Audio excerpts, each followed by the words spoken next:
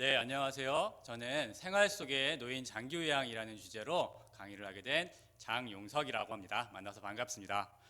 저는 서울에서 조야간보호 시설을 운영을 하고 있는 시설장이기도 하기 때문에 이 제도에 대해서 조금 더 실무적이고 현실적인 이야기들을 해드릴 수 있을 것 같습니다.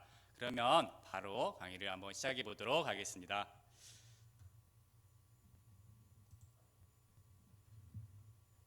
자, 여러분들 고령화에 대해서 얼마나 알고 계실까요? 아마 대부분들이 고령화의 문제에 대해서는 잘 알고 계시리라고 생각을 하고 이것이 큰 문제다라는 그 정도는 인지하고 계시리라고 생각을 합니다. 그런데 이 고령화 문제가 실제로 이게 화면으로 보는 것과 또 이 자료들을 보면서 보면 그 심각성에 대해서 조금 더 체감하실 수 있을 것이고, 우리가 이 노인 장기요양보험 제도를 이야기할 때는 이 고령화의 문제에 대해서 얘기하지 않고는 또 시작을 할 수 없기 때문에 우리나라의 고령화 문제가 얼마나 심각한지, 또 왜 그런 것이 심각하다고 사회 문제로까지 이야기되어 있는지 한번 먼저 보고 살펴보고 가도록 하겠습니다. 이게 여러분들 잘 알고 계시는 그 인구 피라미드입니다. 1960년대에 일반적으로 1960년도의 자료이고요. 일반적으로 보시는 것처럼 이렇게 삼각형 모양으로 되어 있죠. 그리고 이 시기가 바로 베이비 부머 분들이 태어난 시기입니다.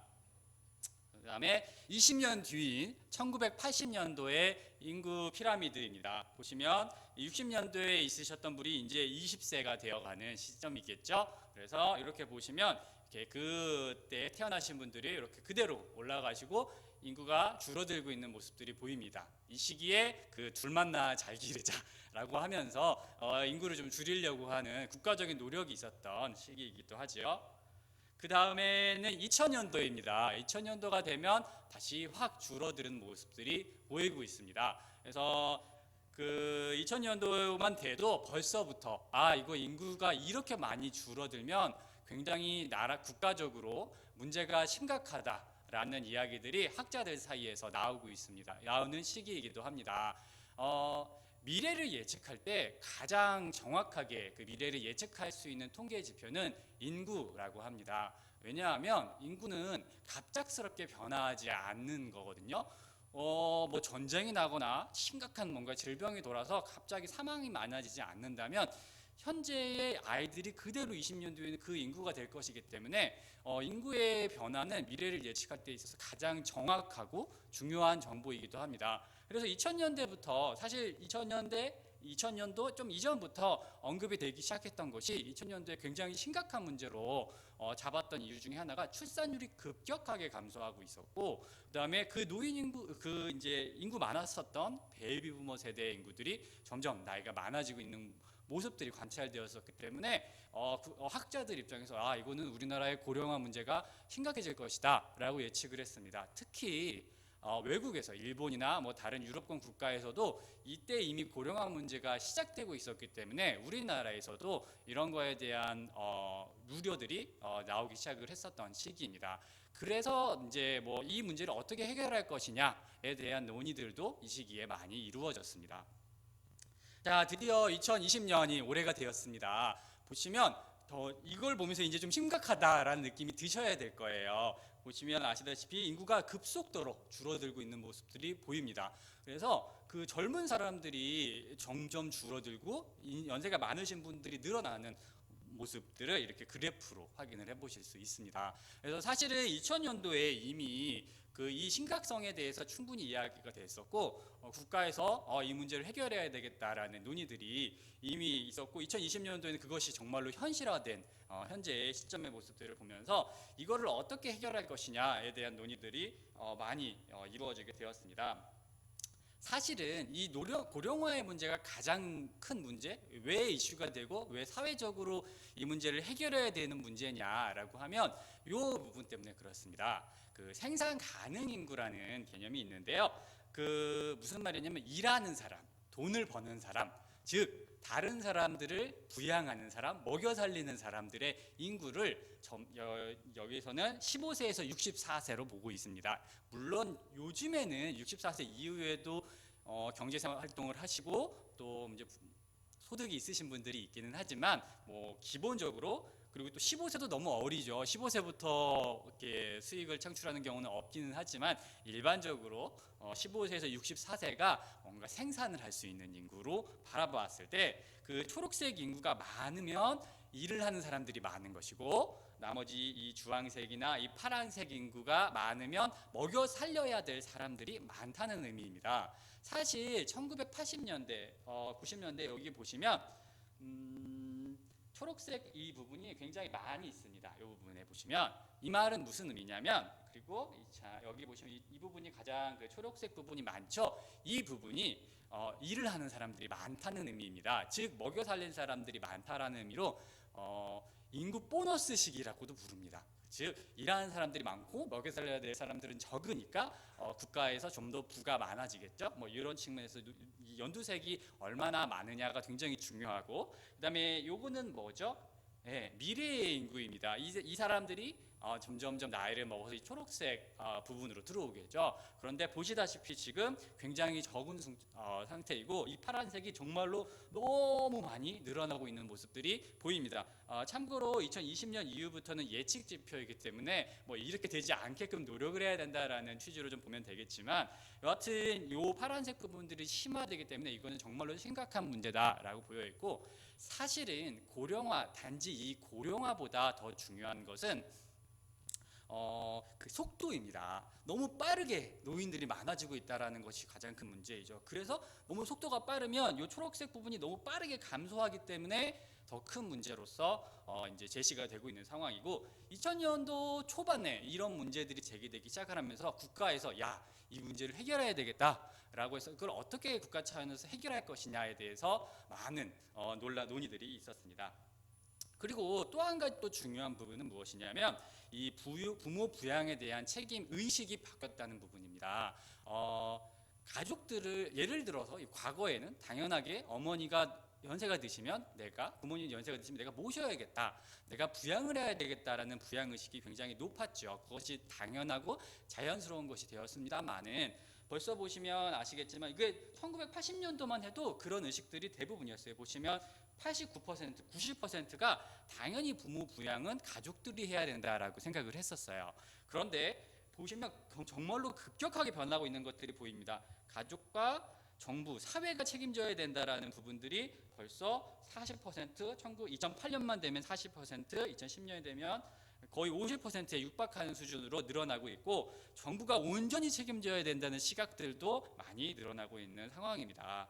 그러니까 그리고 또 보시면 아시겠지만 부모 스스로 이런 부분들을 해결해야 된다라는 인식들도 높아지고 있습니다. 즉 가족이 부모를 부양을 해야 된다라는 의식이 점점 감소되고, 어르신들을 모시는 것이 가족의 개인의 책임이 아니라 국가의 책임이다라고 사람들이 이제 많이 생각을 하게 된 것도 국가의 차원에서 이 문제를 해결해야 되겠다라고 생각하게 된 중요한 계기가 되기도 하였습니다. 자, 그렇다면 국가나 사회가 노인들을 어떤 식으로 부양할 수 있을까요?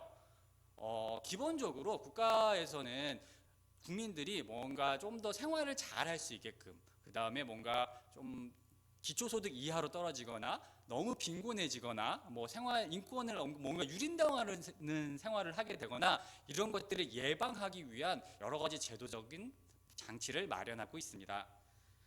기초적인 그런 부분들이 대표적인 것이 바로 이제 우리 사회보험인데, 우리가 알고 있는 흔히 이야기하는 4대 보험입니다. 4대 보험이 뭐죠? 국민연금, 건강보험, 그 다음에 산재보험, 마지막으로 고용보험 있죠. 네, 이렇게 네 가지가 4대 보험인데요. 이 노인 문제를 해결하고자 이 4대 보험, 이 사회보험 방식으로 이 노인 문제를 해결하자라고 이야기가 되었습니다. 그래서 만들어진 것이 바로 노인 장기 요양 보험 제도입니다. 그래서 사실 엄밀히 말하면 우리 4대 보험 이야기하지만 엄밀히 따지자면 5대 보험이 되었죠. 2008년도에 노인 장기 요양 보험 제도가 만들어지면서 4대 보험이 아니라 사실은 5대 보험이라고 된 것인데, 일반적으로 우리 그냥 간습적으로 4대 보험이라고 이야기를 합니다. 그리고 이제 노인 장기 요양 보험은 기본적으로 이제 따로 관리공단이 있는 것이 아니라 국민 건강보험공단에서 같이 운영을 하고 있고, 어떤 이 비용 역시 건강보험료하고 연동되어서 계산되기 때문에 뭐 건강보험이랑 좀 어떤 하위 차원으로 생각을 하시는 분들도 있는데, 여하튼 노인장기요양보험은 사회보험의 방식으로 이 고령화 문제를 해결하겠다라고 해서 2008년도에 만든 제도입니다. 사실 엄청난 일이에요. 무슨 말이 왜 그러냐면 전 국민한테 이 문제를 해결하기 위해서 전 국민한테 돈을 걷겠다, 뭐 이런 이야기거든요. 사실 그런 것들을 초반에는 당연히 반대도 굉장히 많았었고, 이것이 과연 성공할 것이냐 이런 여러 가지 의견들이 있었지만 이 고령화 문제가 워낙 심각하다 보니까 이 문제를 해결하기 위해서 이렇게 사대보험을 도입을 하게 되었습니다. 그래서 지금 여러분들 직장을 다니시게 되면 누구나 다 이 건강보험료, 장기요양보험료를 납부하고 계십니다. 그리고 65세 이상이 되시고 뭐 이제 노인성 질환을 가지시게 되면 이 보험의 혜택을 받으실 수 있게끔 되는 것이죠. 자, 그러면 노인장기요양보험 제도는 어떻게 노인을 돌보게 될까요? 먼저 이 구조에 대해서 제가 간략하게 설명을 해드리도록 하겠습니다. 자, 먼저 정부는 기본적으로 건강보험공단에서 이 제도를 통합적으로 관리를 합니다. 그리고 시군구, 뭐 서울시는 아니고요. 은평구, 서울시도 하겠죠. 은평구, 뭐 예를 들자면 뭐 서대문구, 영등포 이런 구에서 주로 관리를 하고요. 또 뭐 이런 경기도권에서는 시에서 관리를 합니다. 그리고 이제 시설을 설립을 하지요. 그래서 장기요양기관, 우리가 흔히 이야기하는 요양원, 쥐약암보호센터, 방문요양센터 이런 것들이 시설이 되겠죠. 그래서 정부에서는 이 시설을 허가를 내주고, 그 다음에 뭐 이런 건강보험공단에서는 여기에 필요한 어떠한 재원이라든지 이런 부분들을 지원을 하게 되고요. 시설은 당연하게 종사자들, 실제로 일하시는 분들을 고용을 하게 됩니다. 그리고 이 고용하신 요 분들이 실제로 수급자이신 어르신 분들을 돌보는 일을 하는 거죠. 그래서 전반적으로 정부는 시설을 만들고 종사자들을 고용해서 이런 식으로 서비스를 제공하겠다라는 식으로 제도를 설계하게 되었습니다. 자, 그러면 이 과정에서의 조금 더 특징들을 좀 보자면 정부에서 시설은 아무나 설립하면 안 되겠죠. 당연히 어떠한 기준과 조건에 충족을 해서 시설을 설립을 하여야 합니다. 그래서 굉장히 까다로운 시설의 설비들이 있었죠. 사실은 초기에는 이 시설이 과연 많이 생길 것이냐, 이 시설이 잘 운영을 할 것이냐에 대한 걱정들도 굉장히 많이 있었습니다. 왜냐하면 요양원을 하나 설립하기 위해서는 굉장히 많은 돈이 들기 때문에 이거를 국가 차원에서 설립을 할 수가 없었어요. 그래서 국가의 예산이 부족하다 보니까 빠르게 이런 요양원이나 이런 요양시설들을 설립을 해야 됐고, 그래서 어쩔 수 없이 민간인이 이 부분들을 투자해서 설립을 할 수 있게끔 만들었습니다. 그래서 현재도 대부분의 시설들은 국가나 뭐 구립이나 시립시설이 아니라 민간이 거의 대부분의 시설들을 차지하고 있습니다. 이건 어쩔 수 없었던 일이에요. 그래서 이런 시설들을 설립할 때 지자체에서 잘 설립이 되었는지 혹은 문제가 없는지를 잘 감사하고 이상이 없으면 설립 허가를 내주는 방식으로 시설들이 설립이 되었고, 초반에는 시설이 많이 없어서 문제가 될 것이다라는 우려들도 있었지만 그런 우려를 싹 날려버리고 여러분들도 아시다시피 전국에 굉장히 많은 요양시설들이 설립이 되었습니다. 하지만 아직도 그렇게 많다라고 이야기할 수 있을 정도는 아니고요. 어느 정도 이제 찼다, 이 정도 수요와 공급이 어느 정도 맞다라고 평가될 정도로 많이 늘어났습니다. 그러니까 더 과잉 뭔가 시설들이 설립되거나 하지는 않았다는 이야기예요. 그렇게 많이 생겼는데도요. 그죠? 고령화의 문제가 얼마나 큰지 아시겠죠? 여하튼 시설에서는 이런 식으로 설립이 되고, 정부에서는 주기적으로 이 시설들을 감시를 합니다. 흔히 이 장기요양보험 제도를 만들 때 가장 우려했던 것이 노인을 버리는 거 아니야? 시설에다가 노인들을 그냥 놔다 놓고 나몰라라 하는 거 아니야? 라는 비판과 우려들이 제일 많았습니다. 이 제도를 처음 듣는 순간 어쩌면 모든 분들이 혹시 그런 거 아니야? 라고 하는 부정적인 인식을 떠올리셨을 수 있을 만큼 이 문제들은 초기에 굉장히 심각하게 지적이 되어 있었던 부분이기 때문에 이 시설 설계 자체에서 이미 이런 감시 기능이 굉장히 중요하게 설립이 고려되어서 설계가 되었습니다. 그래서 의외로 굉장히 자주 건강보험공단이나 이 지자체에서 시설을 와서 잘 하고 있는지 감시를 합니다. 그래서 뭐 나중에 한 번 더 말씀드리겠지만 이런 노인 학대라든가 이런 것들이 뉴스에 가끔 나긴 하지만 그런 일들은 굉장히 드문 일일 수밖에 없어요. 이렇게 자주 감시를 하기 때문에 그래서 뭐 이 문제들을 하기 위해서 국가에서도 굉장히 많은 노력을 했고 시설 그다음에 종사자들 역시 이 문제 해결하기 위해서 노력을 굉장히 많이 해서 반영이 되었습니다. 자, 그리고 이제 시설에서는 당연히 종사자들을 고용을 해야 되겠죠. 그렇죠? 이 고용을 하는데 이 종사자들이 어떤 분들이냐? 기존에 있었던 분들, 간호사 선생님들, 저기 사회복지 선생님들은 기존에 있었던 인력들을 활용을 했고요. 이 노인장기요양보험 제도가 만들어지면서 새로운 직종이 하나 생겼습니다. 여러분들 잘 아시는 분들이 계실 텐데 요양보호사라는 라는 자격증을 가진 요양보호사라는 자격증을 만들었습니다. 이 요양보호사가 사실은 이제 간병인 여러분들 아실 텐데 간병인을 그대로 가지고 오는 게 어떠느냐 뭐 이런 논란 이야기들도 있었는데 이 제도를 만들기 위해서는 굉장히 어떠한 국가에서 좀 인증한 국가에서 확인한 이런 자격증이 필요하다라는 논의 때문에 요양보호사라는 자격증을 별도로 신설을 하고 국가에서 뭐 이런 것들을 관리하게끔 되었습니다. 그래서 정부에서는 요양보호사 자격 취득을 관리하고 있습니다. 그래서 요양보호사가 굉장히 급이 높은 자격증이에요. 아시겠지만 시군구의 어떤 뭐 서울시장, 뭐 경기도지사, 뭐 이러한 분들의 시군구가 아니죠. 네, 시장, 경기도지사 이런 분들의 이제 도장이 찍혀서 나오는 굉장히 급이 높은 자격증입니다. 그래서 이 자격증 관리를 잘 해서 이 전문 종사자분들이 우리 수급자분들에게 이런 서비스를 전달할 수 있게끔 이 자격증 취득에 대한 관리들도 하죠. 그래서 초기에 이 또 우리 교육열이 높으신 우리 국민들께서 요양보호사 자격증을 취득하기 위해서 정말로 많은 분들이 취득을 많이 했습니다. 그래서 그런데 이 장롱면허라고 하죠. 취득만 해놓고 실제로 일하시는 분들은 좀 적었는데 그리고 이러한 좀 패턴이 좀 있다 보니까 최근에는 예전에는 어떤 일정 시간에 교육만 이수하면 자격증을 취득할 수 있었는데 최근에 조금 바뀌어서 최근은 아니죠. 좀 몇 년 됐죠. 벌써 시험을 보고서 자격증을 취득할 수 있게끔 그 기준이 바뀌었습니다. 그래서 어쨌든 이 종사자분들, 요양보호사분들이 사실 대부분의 이 시설에서 일하는 인력의 가장 많은 부분을 차지하고 있죠. 그래서 이분들이 실제로 일을 많이 하고 계시고요. 그 다음에 또 하나는 이제 시설에서 수급자는 어떠냐면 수급자분들이 시설로 가셔서 이용 계약을 하고 정부하고 직접 어떤 계약을 하는 것이 아니라 시설하고 이용 계약을 해서 서비스를 이용하시게 됩니다. 그래서 이분들의 문제나 이런 것들은 시설에서 개별 시설에서 관리를 하고 이분들을 위한 서비스를 제공하는 방식으로 이루어지게 되어 있습니다. 그리고 또 한 가지는 등급 판정 부분은 나중에 다시 한 번 더 설명을 드리겠지만 정부에서는 이 장기요양보험 제도의 서비스를 받을 사람과 안 받을 사람을 구분해 줍니다.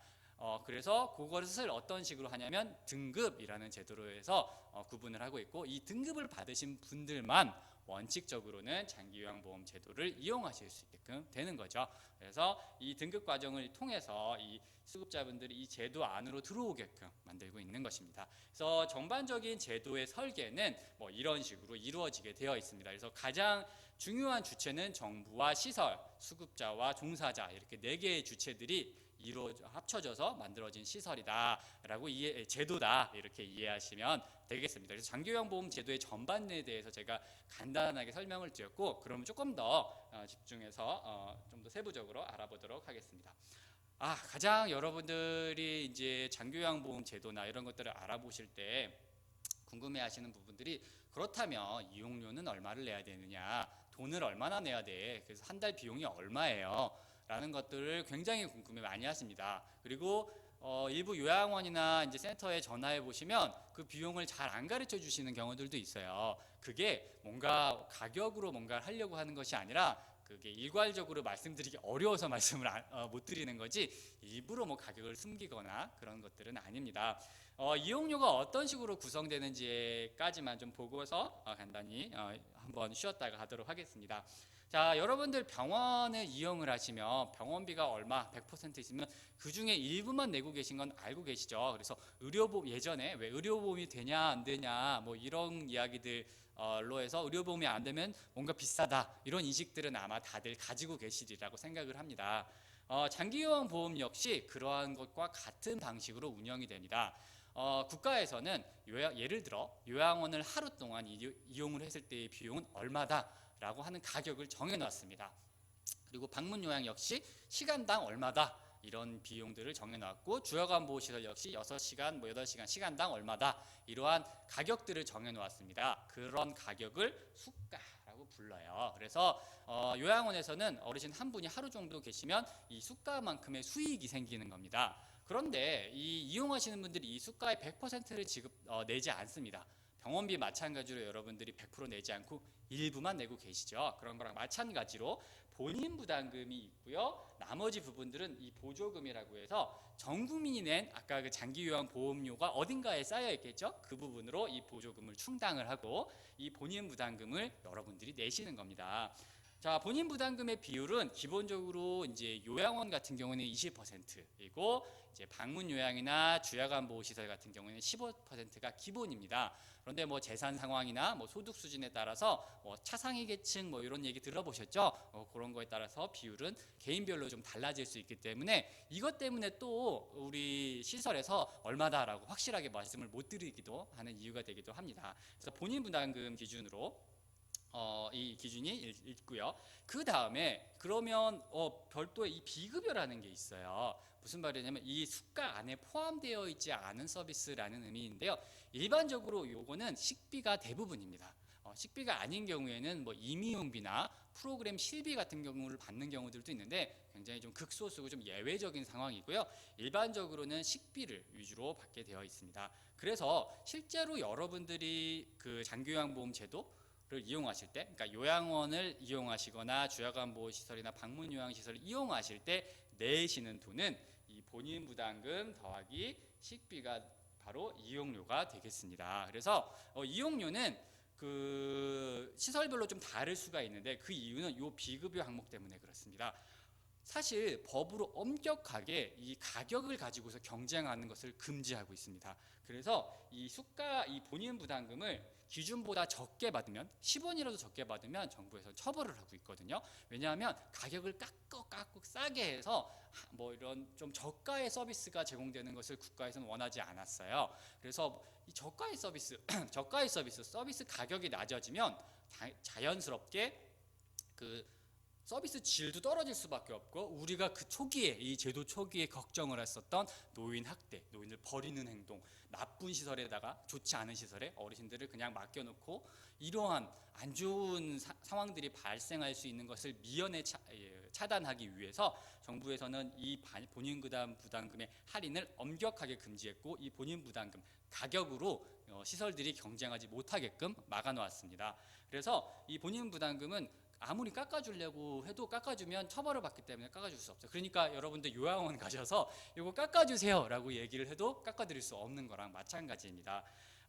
그런데 왜 시설별로 그 이용료가 다르냐라고 하면 요 비급여 항목, 밥값이 다르기 때문입니다.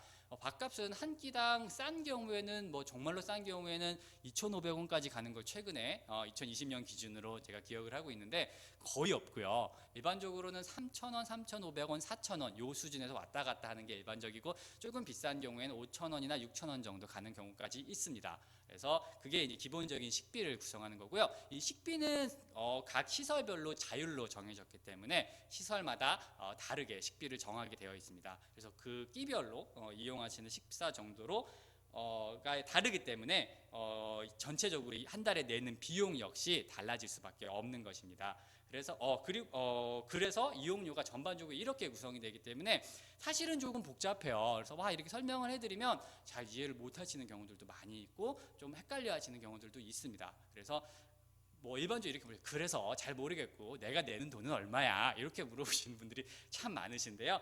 그래서 그냥 이용료만 간단하게 일부 시설에서는 안내를 해드리기도 합니다. 그래서 뭔가 말이 많아지는 이유가 이렇게 조금 복잡한 시스템을 가지고 있기 때문에 말이 좀 많아지는 겁니다. 그 부분들 좀 이해하시고, 자, 여기까지 그 장기요양보험 제도가 왜 생겼고 그 다음에 장기요양보험 제도가 어떠한 구조를 가지고 있고 어떠한 그 주체들이 있는지에 대해서 확인했습니다. 그리고 이용료까지 한번 간략하게 알아봤습니다. 여기까지 좀 보시고 잠깐 쉬었다가 또 이어서 장기요양보험 제도에 대해서 안내를 해드리도록 하겠습니다. 감사합니다.